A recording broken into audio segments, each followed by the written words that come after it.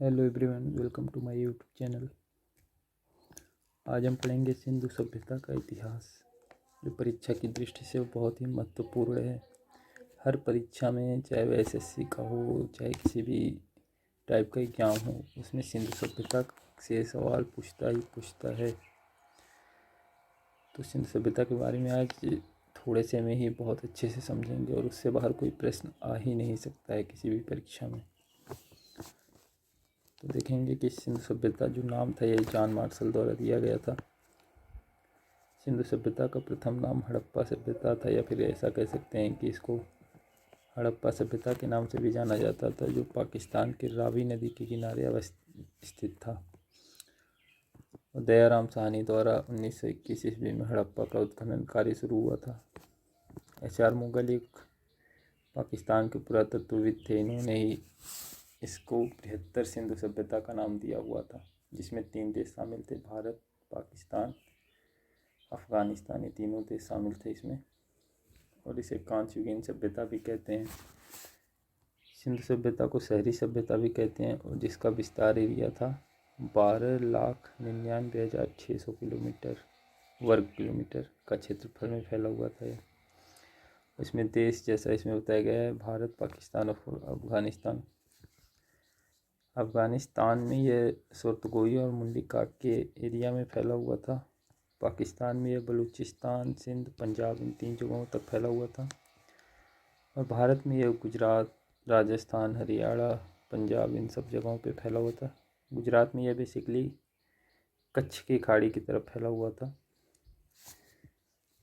तो कच्छ की खाड़ी में एक धौलावीरा नाम का जगह था वहाँ पे, और तीसलपुर नाम का जगह था, वहाँ पे फैला हुआ था यह। और अगर सिंधु सभ्यता के नगर नियोजन की बात करें तो वह उसमें बहुत ही बेहतरीन यहाँ पे नगर नियोजन का प्रचलन था। और सिंधु घाटी सभ्यता में कुल 7 नगर थे। हड़प्पा था, जो रावी नदी के तट पर बसा हुआ था। मोहनजोदड़ो था, जो सिंधु नदी के तट पर था। कालीबंगा घग्गर नदी के तट पर था। लोथल था, चन्हूदड़ो था, बनावली था, धौलावीरा था। और उस समय की प्रमुख प्रजातियाँ थीं काकेक्सस प्रजाति थी, ये सक्रिय हो गए, भूमध्य सागरीय प्रजाति थी। मंगोलन प्रजाति थी, अल्पाइन प्रजाति थी, जो दक्षिण भारत के लोग जिसमें आते थे। और मंगोलन में चाइना वाइना साइड के लोग आते थे। और सिंधु सभ्यता का विस्तार की बात करें तो ये 12,99,600 वर्ग किलोमीटर में फैला हुआ था। थोड़ा ऐसे समझते हैं इसको कि मैप के हिसाब से अगर देखें तो यह उत्तर में मांडा, जो कश्मीर है, वहाँ पे चिनाब नदी है, वहाँ तक फैला हुआ था। पश्चिम दिशा में अगर देखें तो सुतका गेंदोर नामक जगह है बलूचिस्तान में, पाकिस्तान के, वहाँ पे दस्क नदी है, वहाँ तक फैला हुआ था। और दक्षिण दिशा में ये महाराष्ट्र के प्रवरा नदी के पास तक फैला हुआ था, दैमाबाद जगह पर। और पूर्व दिशा में आलमगीरपुर, जो उत्तर प्रदेश में अवस्थित है, हिंडन नदी तक फैला हुआ था। और इसकी पूर्व से पश्चिम तक की टोटल दूरी थी 1600 किलोमीटर, और उत्तर से दक्षिण की दूरी थी 1400 किलोमीटर। इस प्रकार का इसका क्षेत्रफलीय विस्तार था। तो आइए इसके जो 7 नगर नियोजन थे उस पर थोड़ा सा नज़र डालते हैं। सबसे पहला था हड़प्पा सभ्यता। हड़प्पा सभ्यता का अगर भौगोलिक परिचय की बात करें तो यह पाकिस्तान के पंजाब में रावी नदी के तट तक फैला हुआ था, जैसा कि मैंने पहले ही बताया। और हड़प्पा सभ्यता की खोज जो है दयाराम साहनी ने 1921 ईस्वी में की थी, लेकिन उससे पहले ही खोज इसकी सर्वप्रथम खोज चार्ल्स मेसन ने 1826 ईस्वी में किया था, परंतु उस समय इनकी बातों पर किसी ने ध्यान नहीं दिया। और बाद में जब 1921 ईस्वी में दयाराम साहनी ने इसकी खोज किया, इसीलिए इसको मुख्य रूप से दयाराम साहनी को ही क्रेडिट दिया जाता है इसकी खोज का। और इसको प्रशासनिक नगर के नाम से भी जाना जाता है, तोरण का नगर के नाम से जाना जाता है, अर्ध औद्योगिक नगर के भी नाम से जाना जाता है, क्योंकि उस समय वहाँ पे धूप वगैरह ऐसा भी होता था। और वहाँ से अगर प्राप्त प्रमाणों की बात करें तो तांबे की इक्का गाड़ी मिली थी, तांबे का मानव आकृति मिला था, कब्रिस्तान मिला था, श्रमिकों का आवास मिला था, इन सब चीज़ों का प्रमाण मिला हुआ था। और एग्जाम में इससे बाहर का बहुत कम ही क्वेश्चन आता है, इतने में से ही क्वेश्चन आ जाता है अगर एग्ज़ाम में जो भी पूछता है तो। इसके दूसरे नंबर पे जो नगर नियोजन की बात करें तो मोहनजोदड़ो है। इसका थोड़ा सा संक्षिप्त परिचय लेते हैं। इससे बाहर के सवाल बहुत कम ही पूछे जाते हैं परीक्षाओं में। इसका शाब्दिक अर्थ पूछा जाता है, जो एक प्रकार से इम्पोर्टेंट क्वेश्चन है, जिसका मतलब होता है मृतकों का टीला। और यहाँ पर सिंधी भाषा बोली जाती थी। इसके भौगोलिक परिचय की बात करें तो यह पाकिस्तान में सिंध प्रांत के सिंधु नदी के दाहिने तट पर स्थित था। और इसके जो खोजकर्ता थे वो राखलदास बनर्जी थे। 1922 में इन्होंने जॉन मार्शल के निर्देशन में किया था। उस समय वो पुरातत्व विभाग के अध्यक्ष थे, जॉन मार्शल। इसके अन्य नाम की बात करें तो इसे स्तूपों का नगर कहते हैं, रेगिस्तान का बगीचा कहते हैं। और अगर यहाँ से प्राप्त जो प्रमाण मिले थे उसमें स्नानागार था। स्नानागार इसकी भी खोज करता है जॉन मार्शल को ही कहा जाता है, क्योंकि उनके निर्देशन में हुआ था। 20 स्तंभों वाला सभा भवन था, पुरोहित आवास था, बेलनाकार मुहरें मिली थीं, जो सुमेरियन सभ्यता का प्रमाण भी था। और सबसे बड़ी ईंट का उपयोग किया जाता था वहाँ पे। सबसे बड़ा अन्नागार, ये हमेशा हर एग्जाम में लगभग प्रश्न आ ही जाता है, सिंधु सभ्यता से पूछता है तो। सबसे बड़ा अन्नागार मिला था। सूती वस्त्र का साक्ष्य मिला था। कांस्य नर्तकी की मूर्ति मिली थी। ऐसा बोलते हैं कि ये मधुचिष्ट विधि से बनी हुई थी। और मोहनजोदड़ो दुनिया का सबसे पुराना नियोजित और उत्कृष्ट शहर माना जाता है। ये भी सवाल कभी कभी पूछ लेता है कि सबसे पुराना नियोजित शहर कौन सा है सिंधु सभ्यता के इतिहास में, तो मोहनजोदड़ो ऐसा कह सकते हैं। तीसरे नंबर पे आते हैं कालीबंगा। इसका शाब्दिक अर्थ होता है काले रंग की चूड़ियाँ। ये बहुत सारे एग्जामों में पूछा गया है, तो इसको आप लोग ध्यान से देखिएगा।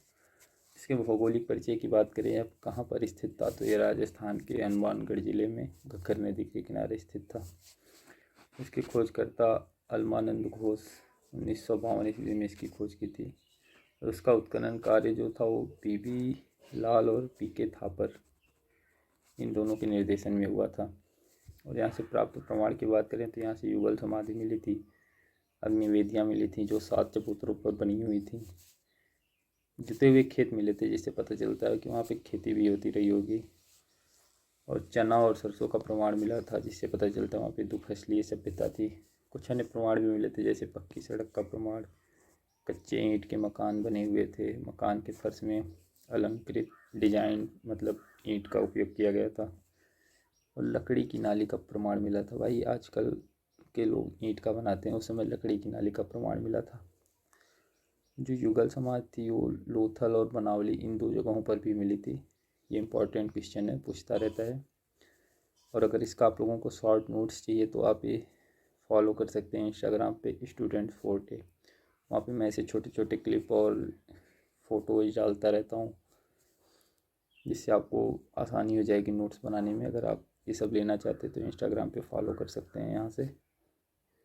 और इसके अगले नगर बनावली है, धौलावीरा है। तो धौलावीरा और बनावली से बहुत ज़्यादा क्वेश्चन ही यहाँ से बहुत छोटे छोटे क्वेश्चन आते हैं। जैसे धौलावीरा से आपको पूछ लेगा कि ये कहाँ पर अवस्थित था, तो ये गुजरात में कच्छ की खाड़ी के पास स्थित था। इसके खोजकर्ता कौन थे, ये पूछ लेता है लगभग एग्जाम्स में।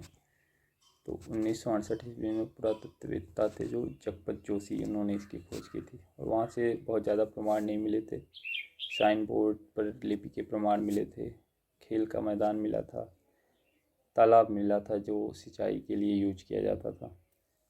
और बनावली की बात करें तो इसका भौगोलिक परिचय हरियाणा में घग्गर नदी के तट पर था। इसका अन्य नाम रसोइयों का नगर भी कहते हैं। यहाँ से मिट्टी का हल मिला था। मिट्टी का हल मिलने का मतलब ये है कि उस समय वहाँ पे भी खेती होती रही होगी। और आगे देखें तो लोथल की बात करते हैं। इसके खोजकर्ता एस.आर. राव 1954 ईस्वी में इसकी खोज किए थे। भौगोलिक परिचय यह कहाँ स्थित था, वह स्थित था ऐसा देखें तो गुजरात के भोगवा नदी के तट पर था। यह गुजरात में स्थित था। और बंदरगाह नगर भी इसको कहते हैं, क्योंकि उस समय यहाँ पे अंतर्राष्ट्रीय व्यापार होते थे, इसलिए इसको बंदरगाह नगर भी कहा जाता है। इसके अन्य नाम देखें तो इसे लघु हड़प्पा, लघु मोहनजोदड़ो भी कहते हैं, क्योंकि उनकी तरह यह लगभग एक प्रकार से कह सकते हैं विकसित था हर मामले में। लूथर से प्रमाण मिला फारस की मुद्रा से यह पता चलता है कि उस समय भारत और ईरान के बीच में व्यापार होता रहा होगा। लकड़ी का बना अन्नाकार मिला था। वृत्ताकार अग्निवेदियों का प्रमाण मिला था। और युगल समाधि भी पीछे हमने बताया था आपको कि यहाँ से युगल समाधि का प्रमाण भी मिला हुआ था। और गोरिल्ला की मृद मूर्ति मतलब मिट्टी से बनी हुई मूर्ति मिली थी। चक्की के 2 पार्ट मिले थे। मकान के दरवाज़ों का खिड़की जो थी मकान के दरवाज़ों की वो सड़क की तरफ खुलती थी। तो बहुत ही बेहतरीन तरीके से वहाँ पे घर वर बनाया जाता था। रोड भी अच्छी थी। मम्मी की मूर्ति मिली थी, मतलब शवों को कंजर्वेशन करने का तरीका भी उनके पास था। तो आप इंस्टाग्राम पे फॉलो कर सकते हैं। ये सब के छोटे छोटे फ़ोटोज़ क्लिप नोट्स मैं वहाँ पे डालता हूँ। आप वहाँ से फॉलो करके देख सकते हैं, सेव कर सकते हैं। लास्ट में समझते हैं कि सिंधु सभ्यता का समाज कैसा था। सिंधु सभ्यता का समाज था मातृसत्तात्मक, मतलब वहाँ पर स्त्रियों को महत्ता दी जाती थी। पुरुषों की अपेक्षा अधिक महत्व था स्त्रियों का। और समाज का वर्गीकरण था 4 हिस्सों में। सबसे ज़्यादा इम्पोर्टेंस पुरोहित को मिलता था, फिर योद्धा थे, फिर व्यापारी थे, फिर श्रमिक थे जो खेती वगैरह करते थे। स्त्रियों की दशा भी, जब स्त्री मातृसत्तात्मक समाज था तो स्त्रियों की दशा भी बहुत ही बेहतरीन रही होगी। तो स्त्रियां अच्छे अच्छे आभूषणों का प्रयोग करती थी और सभी प्रकार से संपन्न थी। उन्हें किसी भी प्रकार की कोई समस्या नहीं होती थी उस समय में। उस समय कला की बात करें तो स्थापत्य कला था, मूर्ति कला था, चित्रकला था। इन सब क्षेत्रों में सिंधु सभ्यता बहुत ही आगे था, विकसित था, ऐसा भी बोल सकते हैं। वहाँ का नगर नियोजन तो अभी आपने देखा ही, बहुत ही बेहतरीन था, बढ़िया था। वहाँ से कई सारे सवाल भी पेपर में आते रहते हैं। और मूर्ति कला में प्रस्तर मतलब पत्थर की मूर्तियों का प्रयोग किया जाता था जो तक्षण विधि द्वारा बनी थी। धातु की मूर्तियों का प्रयोग किया जाता था जो मध्यचिष्ट विधि द्वारा बनी थी। मोहरों पर एक सिंगी पशु, ऐसा सवाल हमेशा पूछा जाता है कि सिंधु सभ्यता में किसकी पूजा होती थी। एक श्रृंगी और मोहरों पर एक श्रृंगी पशु की भी मिला हुआ था। तो बस इतना ही आज के वीडियो में। और इससे बाहर कहीं सवाल ही नहीं पूछेगा आपको किसी भी एग्ज़ाम में, किसी भी पेपर में। हर सवाल का जवाब आपको इतने से ही मिल जाएगा, जो 10-12 मिनट का वीडियो इतने में से ही।